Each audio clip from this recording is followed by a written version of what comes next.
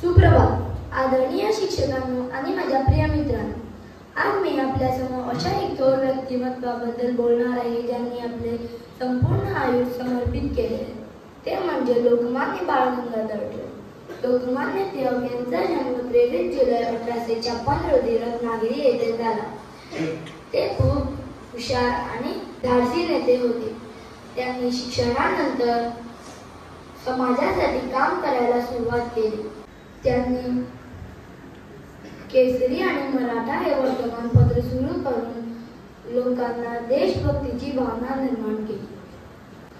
त्यांनी गणेशोत्सव आणि शिवजयंती सारख्या सार्वजनिक सणाद्वारे लोकांना एकत्र आणलं. त्यांचे प्रसिद्ध वाक्य आपण सगळ्यांनी ऐकले आहे, स्वराज्य हा माझा जन्मसिद्ध हक्क आहे आणि तो मी मिळवणार.